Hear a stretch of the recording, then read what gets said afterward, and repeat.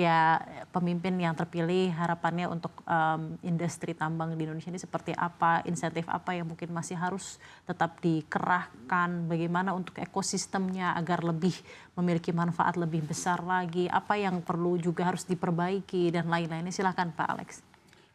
Baik, terima kasih. Jadi ini kita berbicara tambang dalam pengertian bahwa tambang ini berlanjut ke proses industrialisasi. Nah, saya kira itu yang dibicarakan. Oke, Pak. Nah, pertama itu di dunia tambang sendiri. Ya, baik di batu bara, tambang, nikel, timah, itu semua polanya sama. Saya lama juga di batu bara ini. Jadi tentu harapan kita nanti bahwa bagi para penambang ini, satu, ini mohon dipengerti bahwa izin-izin kita itu kalau boleh dipercepat dan diperbaiki. Terutama saat ini itu mengenai RKB. Itu banyak halangan. Karena RKB itu adalah tiket untuk menjual, memproduksi. Saya kira ini perlu kita bicarakan. Yang kedua, di nikel itu ada 2 izin sekarang yang mesti kita perbaiki bersama siapapun nanti pemimpinnya. Kalau smelter kalau tidak punya tambang, dia bangun smelter, itu izinnya di Kementerian Perindustrian, namanya IUI. Kalau punya tambang, izinnya di SDM, UPK. Nah, maksud saya, ini kan kalau investor, dia taunya Republik Indonesia. Nah, mesti itu direkonsil, sehingga kita tidak pergi kemana, izinnya tuh di satu tempat. Oke. Itu. Yang kedua, saya kira harapan kita terhadap pemerintah akan datang bahwa kita harus menghitung optimum dari resources kita. Terutama kalau saya bicara nikel. Nikel ini jangan kita terlalu mengatakan kita berlimpah. Itu tidak. Kita punya resources itu ke 18 miliar. Ya. Punya terkira itu estimated itu 5 miliar. Proven itu sekitar 1,5. Sekarang tiap tahun kita sudah gali ini sekitar 150 juta metrik ton. Dalam 10 tahun reserve-nya akan habis. Habis, itu yang proven tadi. Dan kita harus berlanjutkan.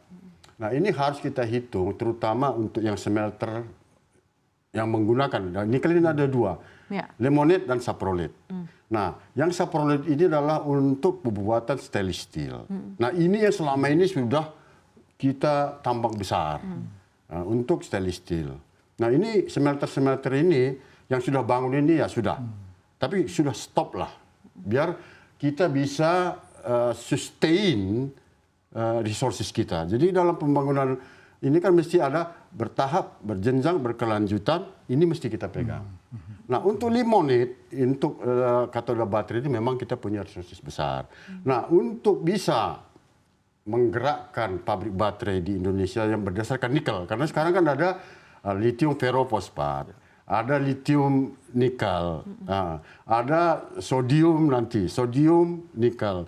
Jadi dalam komponen baterai ini ada 3. Ada katoda. Katoda ini bisa dari nikel, bisa dari ferro, bisa dari aluminium. Nah, kemudian ada elektrolitnya, ada lithium dan ada sodium yang dari laut. Nah, ini mesti pemerintah kita yang akan datang, terutama teman-teman di BRIN, melakukan satu penelitian yang solid untuk bisa melihat pengganti lithium ini. Itu yang penting, karena lithium kita tidak punya. Nah, sodium sudah bisa dari laut, dari natrium. Kedua, juga bagaimana katoda kita ini, anoda kita dari batu bara, grafite. Nah, ini mesti dibuat sistem untuk penelitian agar kita bisa menjadi pemain utama dalam baterai ini. Nah, nikel sebenarnya jauh lebih bagus daripada ferro karena dia density energinya untuk mobil itu bisa jarak lebih jauh. Nah, jadi harapan kita bisa di bidang penelitian itu kita kembangkan. Yang kedua adalah sumber daya manusia kita pun bisa kita kembangkan di bidang-bidang industrialisasi ini. Nah, untuk selanjutnya agar ini bukan di nikel saja, saya kira di mana-mana tambah sama.